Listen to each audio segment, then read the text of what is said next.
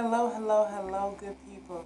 Today I hope that this message is finding you well and that you are in high spirits, highly blessed and favored as usual. And so today I'd like to bring to you an idea, concept that I have seen and maybe I'll call it a phenomenon that I have witnessed many times over in our community. And to kind of illuminate the topic, I'd like to talk about judgment today. And my question is judgment keeping you from your greatest good, from your highest self? Again, is judgment keeping you, holding you back from your highest self actualization? And that's a deep question, actually. And I ask that question because so many times within our community, many of us, unfortunately, do not reserve our judgment. We are, in many cases, quick to judge. And judgment can be a positive thing. It can have its place, right? Without judgment, how can we convict criminals or, uphold values? That judgment has a place, and that's perfectly fine. There is a such thing as constructive judgment that comes from a place of truth, of love, of understanding, and hopefully rectification, correction.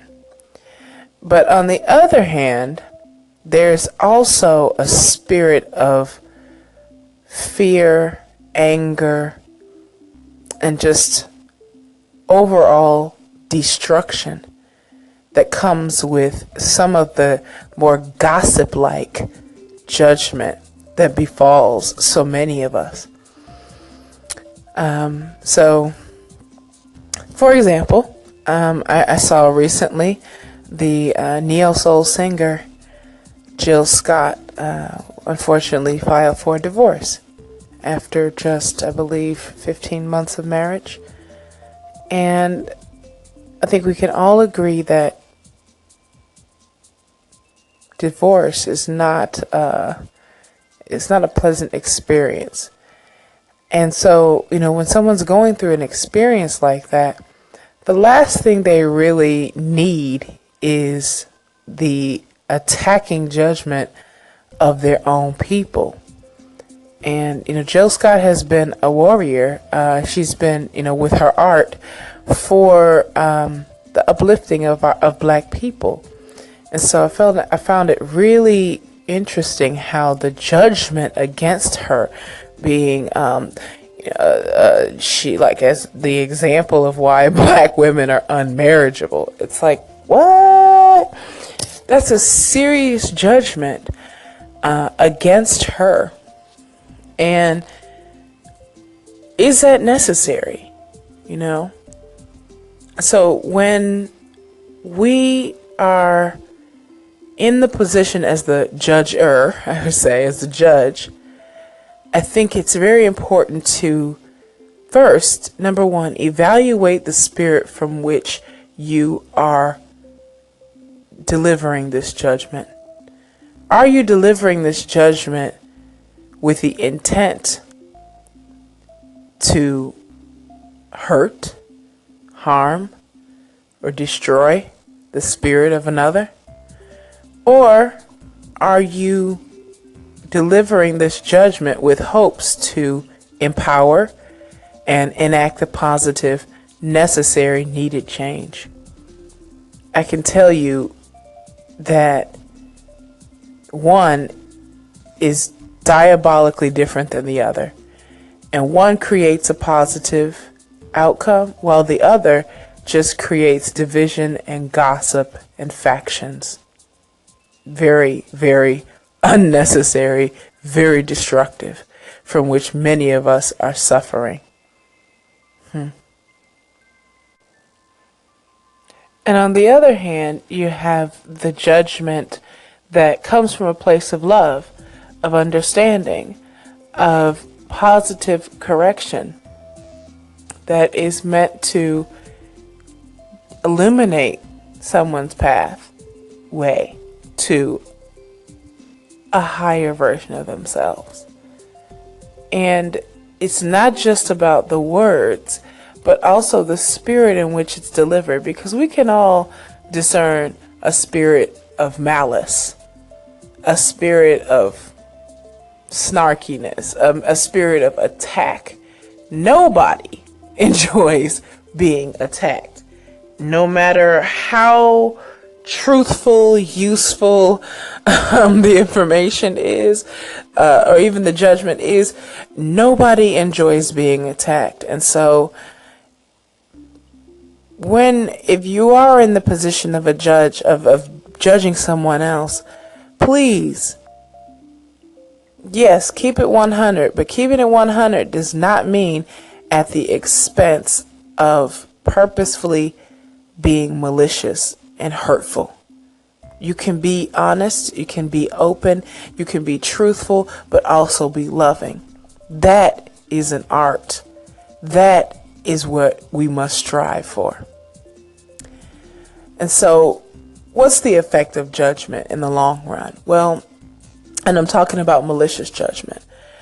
Malicious judgment has the effect, has several effects, but one that I really want to illuminate right now is when you see someone being harshly judged for what they've done, whether maybe they took a chance, they took a risk, and someone is judging them for looking stupid, or for losing money, or being irresponsible, or whatever.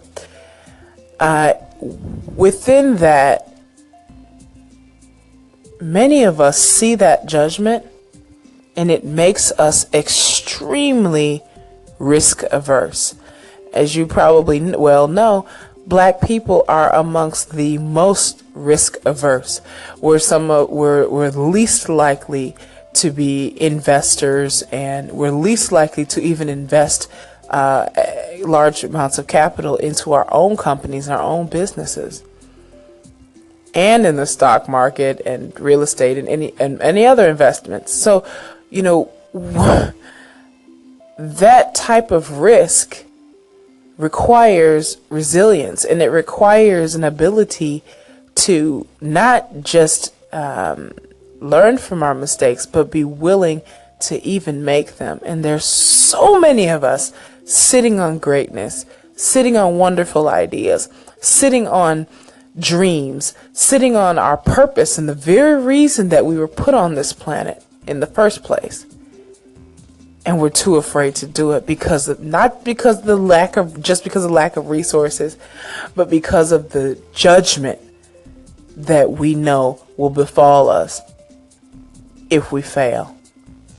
Because of the judgment that we know will befall us by somebody talking out of the side of their neck. You know what I'm talking about.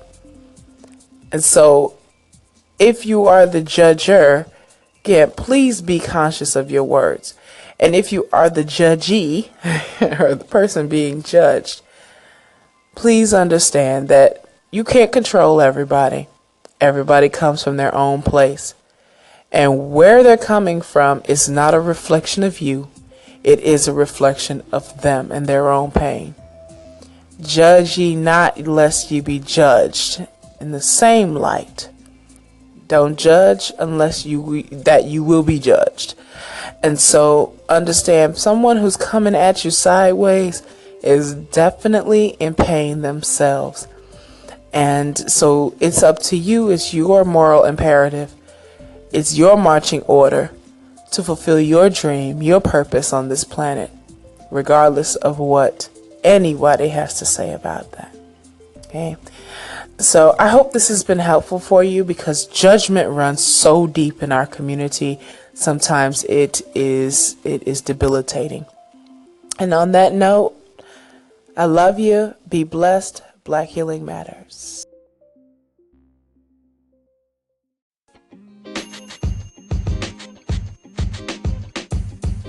podcast you just heard was recorded with Anchor. If you want to make your own, download the Android or iOS app completely free from anchor.fm/podcast. That's anchor.fm/podcast.